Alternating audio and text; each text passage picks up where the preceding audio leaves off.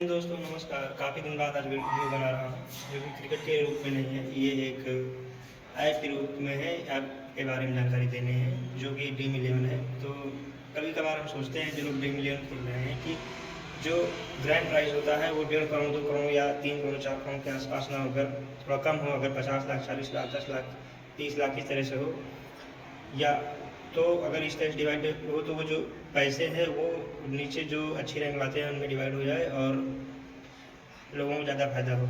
इस तरह की सोच रखने वाले लोगों के लिए बता दूं कि ये ड्रीम 11 जो है सरकार के लिए ज़्यादातर कार्य करती है और अपने लिए कार्य करती है। क्योंकि जैसे जितने का भी प्राइस होता है, मान लीजिए कि 1.25 करोड़ लोग लगा रहे हैं, तो उसमें 55 से 60 रुपए का जो प्राइस होता है ग्रैंड लीग, उसमें लगभग 70 करोड़ के आसपास पैसा लग जाता है। 65 से 70 करोड़, और उनका जो प्राइस होता है वो 55 से 57 करोड़ के आसपास रहता है। तो 10 करोड़ तो वो सीधे पहले ही खा जाते हैं।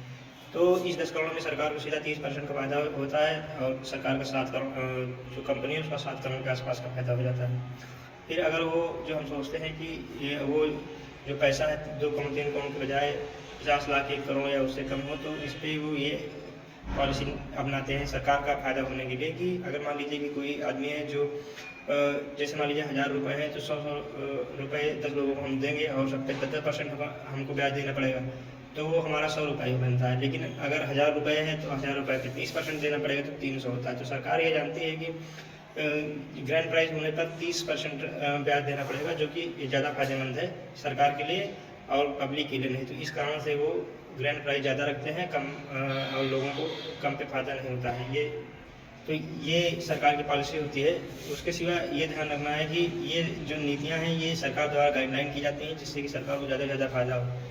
आप ये समझिए कि पब्लिक का पैसा जाता है, लगभग जितना पब्लिक का पैसा जाता है उसका लगभग 50% सरकार खा जाती है और 50% ही पब्लिक के पास पहुंचता है। 50% में जो सरकार जाता है उसमें से 10% करीब कंपनी का होता है, शेष 40% सरकार का हर तरह से हो जाता है। क्योंकि आजकल वो 100 रुपये से लेकर ऊपर तक के हर एक प्राइस पर वो टैक्स ले रही है। 1%, 2%, 5%, 10%, 20%, 25%, 30%, अलग अलग प्राइस टैग पर है, अलग अलग पॉइंट पर अलग अलग है।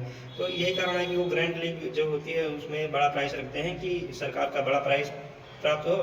अगर वो छोटे छोटे प्राइजों में जैसे 3 करोड़ है, उसको अगर 30-30 लाख के 10 में डिवाइड कर देगी और उस पर 10% लगेगा, तो उनको 3-3 लाख रुपए 30 तो 10% लगेगा, तो उनको जो है 3-3 लाख रुपए। लेकिन भाई अगर 1 करोड़ पे, तो उनका जो है कि 1 करोड़ अगर 3 करोड़ पे वो अगर 30% रखेंगे 90 करोड़ होता है। वही अगर 30-30 लाख पे 10% देखेंगे तो 30 लाख होता है। तो सरकार का ज़्यादा ज़्यादा फायदा होता है।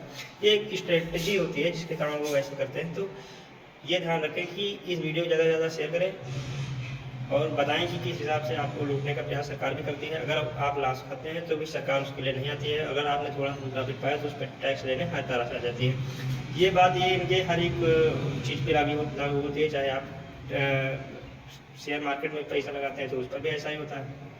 आप हज़ारों रुपए का लाखों रुपए का नुकसान कर जाए उस पर सरकार कुछ नहीं बोलने आएगी। लेकिन जैसे ही आप हल्का सा प्रॉफिट करते हैं, कहते हैं आप प्रॉफिट हुआ उस पर आप टैक्स दीजिए।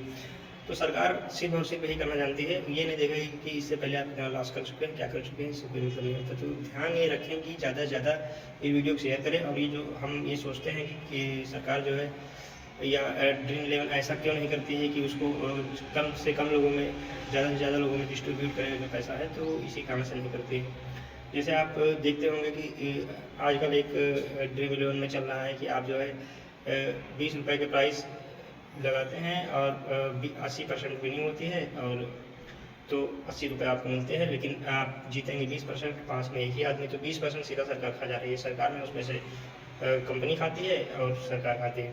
शेष जो आता है उस पर फिर सरकार टैक्स लेगी। तो इस तरह से चल रहा है कि आपको 20% पैसा सीधा कम हो जाता है, उसके बाद फिर शेष पैसे पर भी वो सरकार टैक्स लेती है।